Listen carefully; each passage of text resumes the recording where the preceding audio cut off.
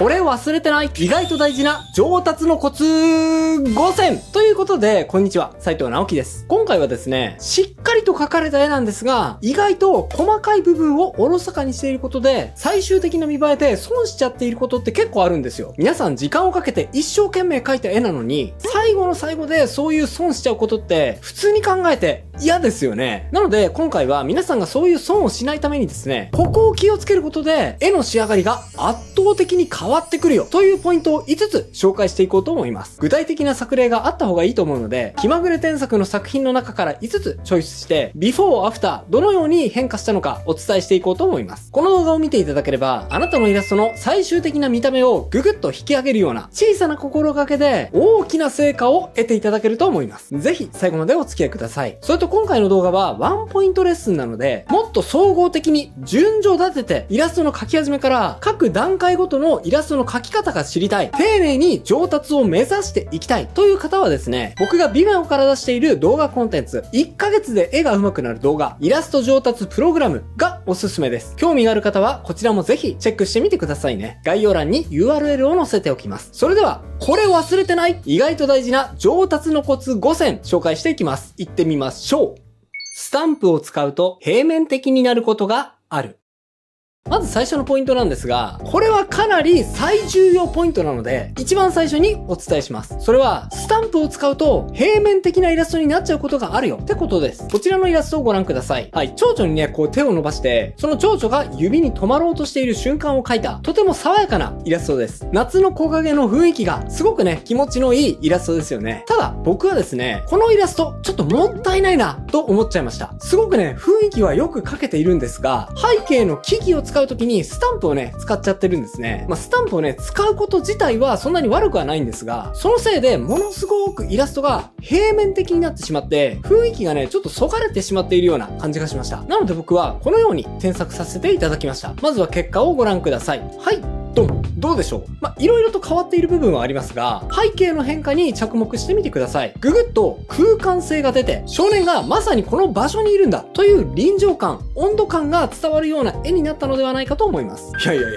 直樹、お前よ、そんな難しいことをやれって言われて、すぐにできるんだったら苦労はねえんだよ。それができないから苦労してんだろって思ったあなた、それ完全に間違ってますよ。この木の描き方、実はめちゃくちゃ簡単で、初心者でも簡単な手順で描けるようになるので、順を追って解説していきますね。はい、まず最初、第一段階として、木々をね、描いていく部分を、ざーっくりと暗くしちゃってください。空に近い部分は若干明るく、地面に近い木はちょっと暗くしつつ、そこまで丁寧じゃなくていいので、こんな風に全体を暗くしちゃってください。はい、そしたら次も簡単。今暗くした中に、こんな風にちょんちょんちょんちょんちょんってね、葉っぱのニュアンスを足してみてください。葉っぱ一枚一枚はちゃんと描かなくていいです。いや、むしろ描かないでください。丸いブラシでなるべく簡単に、ちょんちょんちょんってね、葉っぱのようなものを描き込んでいくだけです。はい、結構適当でしょ？そしたら次、木の幹を描き入れていきます。木の幹は、今ね、こうまっすぐ描いていますが、例えばイチョウとか、幹もね、ちょっとぐにゃっと曲がっていたりすることがあるので、木の種類によっては、ここは描き分けてもいいです。今僕が描いているのは、オーソドックスに木のイメージを描いているので、わかりやすくまっすぐな幹を描いています。はい、そしたら次、背景の暗い部分の緑色をスポイトしたら、今描いた幹の上にあえて被せるようにして、またちょんちょんちょんと葉っぱを描き入れてください。ほら、徐々にそれっぽくなってきたでしょ？こうやって暗い部分の葉っぱ、そして明るい部分の葉っぱに色の差をつけてあげることによって、意外とね、一枚一枚丁寧に描かなくても、立体的な木は描けるんです。さあ、次いきますよ。次は明るい部分の葉っぱを描きます。相変わらず、葉っぱ一枚一枚は描きません。同じ丸ブラシでいいので、空に一番近い明るい葉っぱをまたちょんちょんちょんちょんと、今度は少しまとまった面積で塗ってあげましょう。はい。ここはですね、少し階調に差をつけて、より明るい緑、白に近い緑をピンポイントで入れてあげることによっても、風にそよそよっとたなびいて、キラキラ光る葉っぱのニュアンスを加えることができると思います。そして、ちょっとここからはおまけのテクニックなんですが、より人物と背景との距離を感じさせたい場合には、後ろの木々をちょっとぼやかしてもいいです。クリスタやフォトショップにはフィルター機能がありますので、レンズぼかしフィルターを使って背景をぼやかしてみましょう。するってと、ほら、いい感じに人物だけにピントがあった写真のようなイラストに仕上げることができると思います。そしてさらにおまけですが、手前にですね、あえてピントがあった草花のシルエットをちょっとね、加えてあげることも効果的です。はい。このように、こうすることで、よりぼやけている部分とピントが合っている部分、差が生まれますから、距離感や奥行きをさらに感じられて、臨場感のあるイラストに仕上げることができると思います。はい。今ね、ちょっと透明で見ていて、ちょっとよくわからなかった、書いてる部分を実際に見てみたいっていう方は、気まぐれ添削210をご覧ください。一段階一段階丁寧に書き方を解説しています。さあ、今見ていてどうだったでしょう？一つ一つの葉っぱは丁寧に書いていないにもかかわらず、不思議と奥行きやリアリティ感じられるようになりましたよね。しかもこれ、めっちゃ簡単そうじゃなかったですか？俺にも書けそうこれ。って思いましたよね。そうなんです。めっちゃ簡単なんです。楽をしようとしてね、スタンプ使ってみることあるんですが、意外とですね、逆にスタンプを使うこと難しい場合があります。それよりもこんな風に簡単でもいいので、自分で書いてみてください。その方が楽しいですし、実際その方がうまく書ける場合が多いです。この書き方参考にしてみてくださいね。目は意外と小さめでいい。次に紹介する、これ忘れてない意外と大事な上達のコツ。二つ目は、アニメ調のキャラでも意外と目は小さくていい。です。こちらのイラストをご覧ください。制服の下に黄色いパーカーを着た、ちょっとね、こう、生きった高校生のイラストです。威圧的な微笑みがいい感じに描けてますよね。はい。僕が特に好きなのは口元ですね。口角だけをクッと上げて、この微笑んでいる感じが、これね、誰にも伝わらないかもしれないんですが、燃えるお兄さんのヒドくんを思い出させますね。はい。ただですね、僕はこのイラストを見てちょっとこう思いました。目でかっって。なので僕はこのように添削させていただきました。はいどうも、いかがでしょう？目の大きさが若干小さめになったことで、どことなく大人っぽい雰囲気が増したのがお分かりいただけると思います。この大人っぽさというのが今回のテーマです。いや、おそらくですね、多くの人は、いや、アニメ調のデフォルメイラストって目がでかいものと思っていると思うので、そこにね、おそらく違和感って感じにくいと思うんですよ。まあ確かにね、アニメイコール子供のものだった一昔前だったら、目のバランスはもしかしたらこのままで良かったのかもしれません。でもね、今ってアニメは子供のものだけじゃないじゃないですか。大人も普通にアニメ見るようになってきてるでしょ？それが今という時代です。その時代変化に伴って、実はですね、アニメの絵もどんどん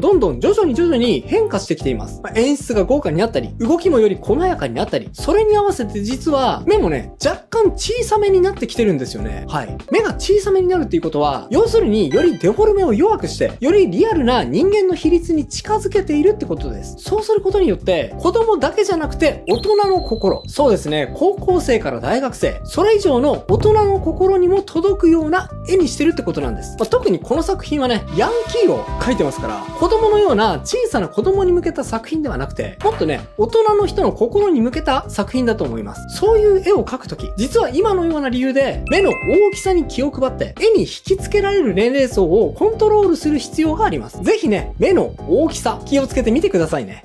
白飛び注意。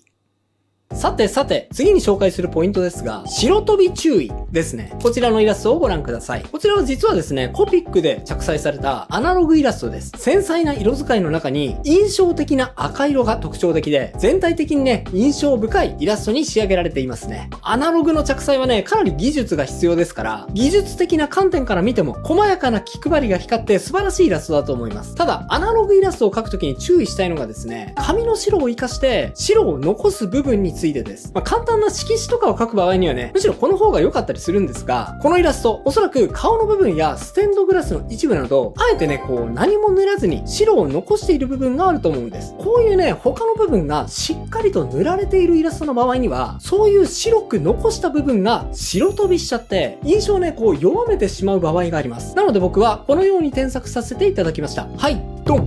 ごめんなさい。アナログで添削することはちょっと無理なので、僕はデジタルの添削になってしまうんですが、主にね、顔の部分、すごくうっすらとですけど、肌色を乗せることによって、白飛びして印象が弱くなってしまっていた顔に、視線がこう、いって、より強い印象のイラストになったのがお分かりいただけると思います。アナログイラストってね、実はね、肌色塗るのめちゃくちゃ難しいんですよね。最初、肌色とりあえず塗っても、後々髪の毛とか、あとは服とかをね、塗っていったら、その部分と比較して見てみたら、最初に塗った肌色めちゃくちゃ薄かった。逆に濃かった。っていうことに、後から気づくことがザラなので、最終的にね、全部塗り終わってから、改めてここ調整したいってなることが結構あるんですよね。デジタルだとね、それが気軽にできるんですが、アナログだとそれが難しいっていうことも多いので、そこはですね、すごく手順を考える必要があると思います。でもこのイラストの場合ですね、さらに上から少しだけ濃い肌色を乗せることで、印象を引き締めることができると思いますので、ぜひね、今言ったポイント、注意して塗り重ねてみてください。きっともっとよくできると思いますよ。背景の線の太さに強弱をつけよう。さて、次のポイントいっちゃいましょう。次に紹介するポイントは、これも簡単ですけど、すごく効果の高いポイントです。背景の線に強弱をつけて、メリハリや迫力を出そうってことです。こちらのイラストをご覧ください。はい。とても可愛いキャラクターデザインで、シンプルなのに魅力的なイラストですよね。可愛いのにかなりごつめな斧を持っていたりして、どんなキャラクターなのかちょっと気になります。ただですね、僕がこのイラストを見た時にちょっと思ったのは、キャラクターがものすごくよく描けているだけにこう思っちゃいました。背景もう一手間かければよかったのにって。そうなんです。このイラスト、キャラクターはよく描けているのに、背景のせいでクオリティが少し低めに見えている部分があります。証拠お見せします。はいどん。いかがでしょう？添削結果。僕はキャラクターにはほとんど手を入れていません。ちょっと変形などして違うね、ポーズを取らせただけなんですが、なんかめちゃくちゃ絵の全体的な印象変わったような感じしませんか？色とか全く一緒なのに不思議ですよね。これなぜだと思いますか？そう。それが背景の効果です。ビフォーアフター、背景を見比べてみてください。添削前のイラストは、ほとんど同じような太さの線が中央から画面の外に向かって伸びているような感じの背景でした。それを僕はですね、線の太さに差をつけて、太い線、そして細い線、これね、コントラストをつけてみたんですね。それだけで、この変化。これすごくないですか？はい。これはですね、僕よく料理とお皿の関係に例えます。絵を描いていると、どうしてもメインディッシュのキャラクターの方に興味が行きがちで、それを盛り付けるお皿まで気が回らない人がほとんどです。そのため、めちゃくちゃ気持ちが入ったキャラクターという料理を、めちゃくちゃ適当な皿というかね、もうプラスチックの容器にドーンと入れて、お客さんにね、はいって提供しちゃう人結構います。それね、めちゃくちゃ料理まずく見えちゃいますよ。料理にこだわるとしたらですね、ぜひ盛り付けのお皿にも気を配ってみてください。それだけで見た目がぐぐっと良くなると思います。ぜひ気をつけてみてくださいね。接地面は暗く、回り込みは明るく。さて、最後のポイントです。最後のポイントはこちら。接地面は暗く、回り込みは明るくです。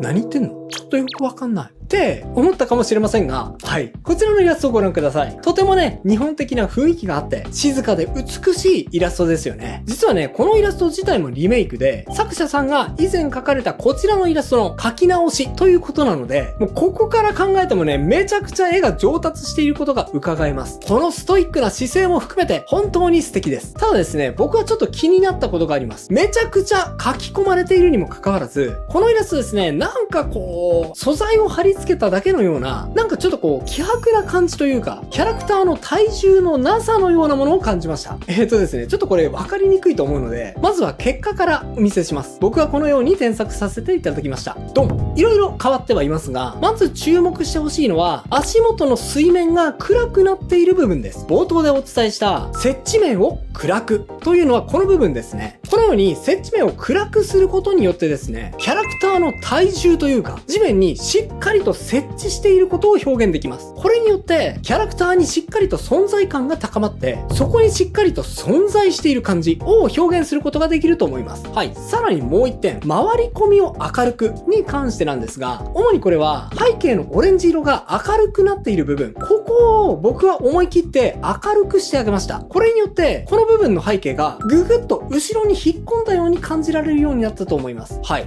この2点を添削したことによって、手前に座っている鬼の女性の存在がよりリアルに感じられるようになったのではないかと思います。もしかした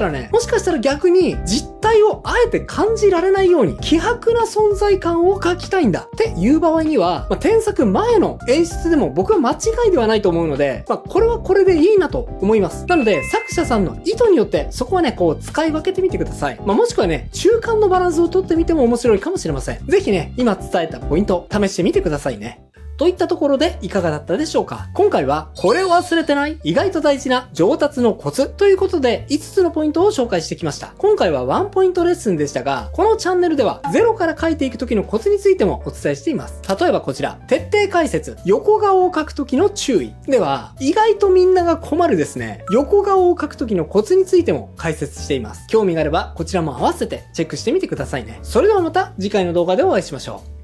う。バイバイ。